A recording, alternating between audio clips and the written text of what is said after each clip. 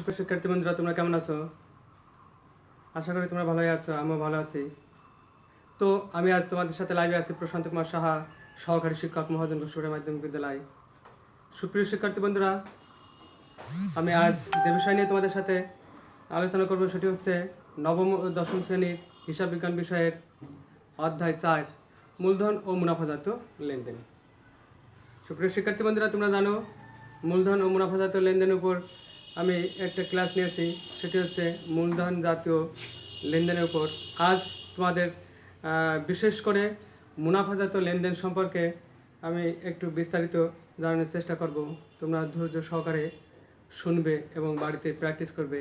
আশা করি তোমাদের আর এই অধ্যায়ের এই থিওরিক্যাল বিষয় পড়া লাগবে না, তোমরা একটু মনোযোগ সহকারে শুনবে। তো আমরা চলে যাই মূল পর্বে। তো আজকে যে বিষয়টা নিয়ে আলোচনা করছি সেটি হচ্ছে মুনাফা জাতীয় লেনদেন। সুপ্রিয় শিক্ষার্থী বন্ধুরা, মুনাফা জাতীয় লেনদেন আগের ক্লাসে আমরা সংজ্ঞা দিয়েছি। তো আমরা সেই সংজ্ঞায় যাব না। আমরা মুনাফা জাতীয় লেনদেনকে প্রধানত দুভাগে ভাগ করা হয়, যেমন মুনাফা জাতীয় প্রাপ্তি অবলিক আয়, আরেকটা হচ্ছে মুনাফা জাতীয় ব্যয় অবলিক প্রদান। তো এই মুনাফা জাতীয় প্রাপ্তি অবলিক আয়। সুপ্রিয় শিক্ষার্থী বন্ধুরা, যে আয় নিয়মিত, যে আয়ের টাকার অঙ্ক তুলনামূলকভাবে কম এবং যার উপযোগ নির্দিষ্ট সময়ের মধ্যে বা হিসাবকালের শেষে শেষ হয়ে যায়, যা একটা ব্যবসা প্রতিষ্ঠান পরিচালনার ক্ষেত্রে বারবার সংগঠিত হয়, সেই জাতীয় আয়সমূহকে আমরা কি বলতে পারি? মুনাফা জাতীয় আয় বা প্রাপ্তি বলতে পারি। সুপ্রিয় শিক্ষার্থী বন্ধুরা, যেমন ধরো বিক্রয়,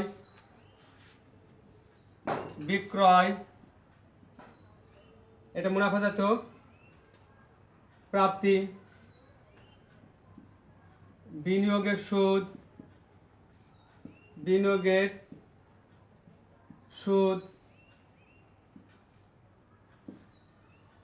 ব্যাংক জমার সুদ, প্রাপ্ত লভ্যাংশ, প্রদত্ত ঋণের সুদ, প্রাপ্ত বাড়ি ভাড়া, কমিশন, প্রাপ্ত ইত্যাদি। তাহলে মুনাফাজাত প্রাপ্তি এবং সুপ্রিয় শিক্ষার্থী বন্ধুরা মুনাফাজাত আয়, এই দুটো অর্থ একই হলেও আসলে এর মধ্যে কিছু পার্থক্য রয়েছে। মুনাফাজাত প্রাপ্তি হচ্ছে আমরা একটি নির্দিষ্ট হিসাবকালের মধ্যে যে পরিমাণ নগদের প্রাপ্তি ঘটে, অর্থাৎ যা পাই তার টোটাল পরিমাণটাকে বলা হচ্ছে মুনাফাজাত প্রাপ্তি। কিন্তু এই মুনাফাজাত প্রাপ্তির মধ্যে যে পরিমাণ অর্থটা এই বছরের জন্য না, চলতি বছরের জন্য নয়, অর্থাৎ বিগত বছর বা আগামী বছরের জন্য সেইটুকু অর্থ আমরা কি বলবো? মুনাফাজাত আয়ের মধ্যে আমরা ধরতে পারবো না। আমি একটা উদাহরণ দিয়ে বলি।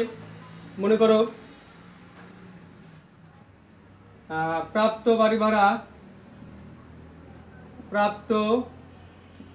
বাড়ি ভাড়া 10,000 টাকা, ব্র্যাকেটে আছে যার মধ্যে 3000 টাকা বিগত বছরের, তাহলে সুপ্রিয় শিক্ষার্থী বন্ধুরা এখানে কি দাঁড়াচ্ছে, প্রাপ্ত বাড়ি ভাড়ার সম্পূর্ণ টাকা অর্থাৎ 10,000 টাকা, এইটা আমাদের মুনাফাজাত প্রাপ্তি। কিন্তু এই টাকার থেকে আমরা বিগত বছরের টাকা 3000 টাকা বাদ দিয়ে যে 7,000 টাকা থাকবে, বাদ দেওয়ার ফলে যে 7,000 টাকা থাকবে, এই 7,000 টাকা আছে চলতি বছরের মুনাফাজাত আয় হিসাবে গণ্য করতে হবে। তাহলে আমরা মনে হয় মুনাফাজাত প্রাপ্তি আর মুনাফাজাত আয় সম্পর্কে সুস্পষ্ট ধারণা লাভ করলাম।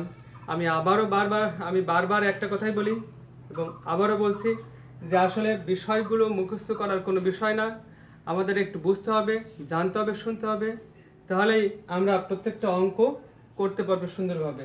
এই যে পয়েন্টগুলো আছে, এই পয়েন্টগুলো আমাদের সুপরিচিত, আর এইগুলো সম্পর্কে আমাদের একটু ধারণা লাভ করতে হবে।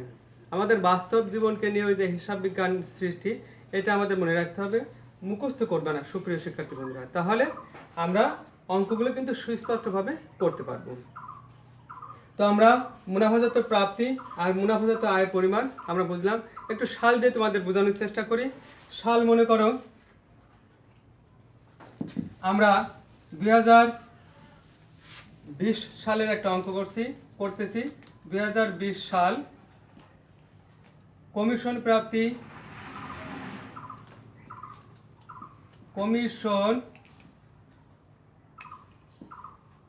প্রাপ্তি, মনে করো 15,000 টাকা। এবার এখানে বলছে 2021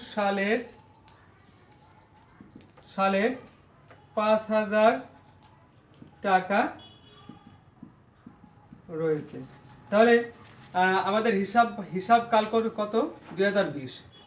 এই 2020-এর পুরো টাকাটাই কি 2020 সালে হবে? না, 2021 সালে 5,000 টাকা আমাদের রয়ে গেছে। তাহলে আমাদের এই 15,000 পুরো টাকাটাই হচ্ছে কি মুনাফাজাত প্রাপ্তি, কিন্তু এর থেকে 2021 সালের টাকাটা বাদ দিয়ে দিতে হবে। বাদ দিলে থাকতেছে কত, 10,000 টাকা। এই 10,000 টাকাই আমাদের কি হচ্ছে, মুনাফাজাত আয়। তাহলে আমরা সুস্পষ্টভাবে বুঝলাম। এরপর আসে মুনাফাজাত ব্যয় বা প্রদান। মুনাফাজাত ব্যয় ওই একই নিয়ম,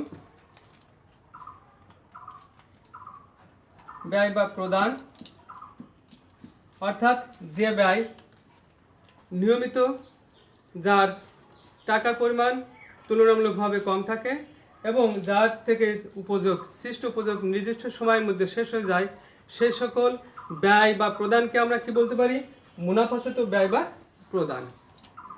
যেমন পণ্য ক্রয় অর্থাৎ ক্রয়, বেতন প্রদান,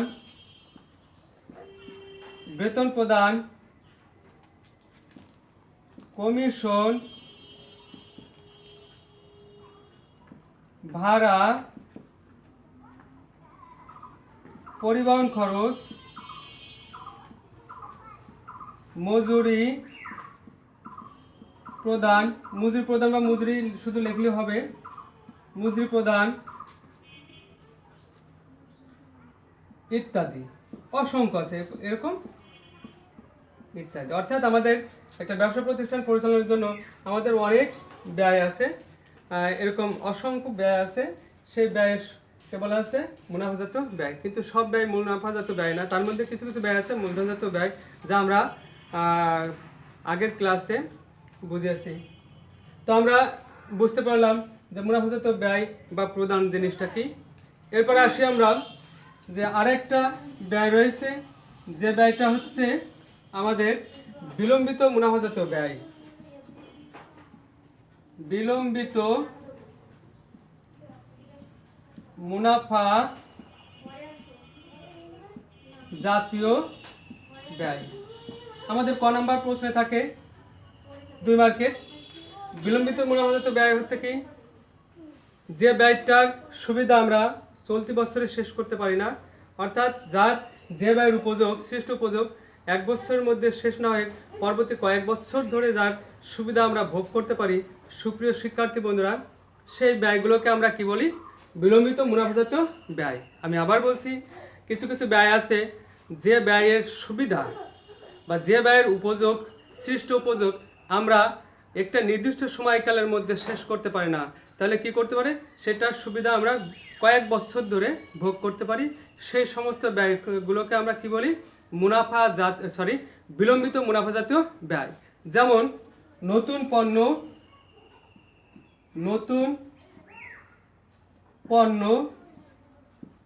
গবেষণা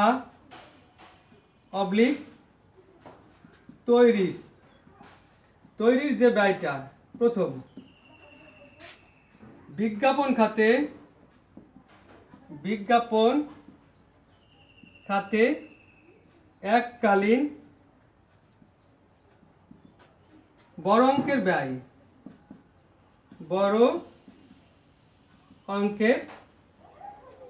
ব্যয় এক স্থান থেকে অন্য স্থানে কারবার স্থানান্তর ব্যয়,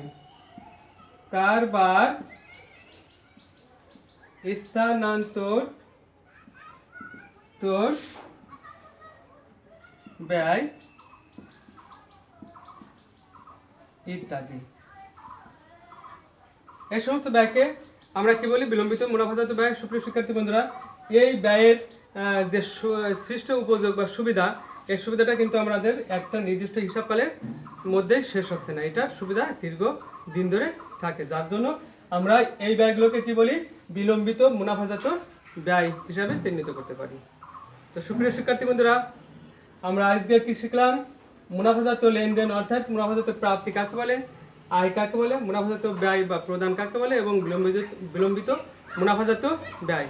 আগামী ক্লাসে আমরা এই অধ্যায়ের সমাধান করার চেষ্টা করবে। সুপ্রিয় শিক্ষার্থী বন্ধুরা, তোমরা বাড়িতে সেফে থাকো, নিরাপদে থাকো। তোমাদের মঙ্গল কামনায় আমি এখানে শেষ করছি। সবাইকে ধন্যবাদ।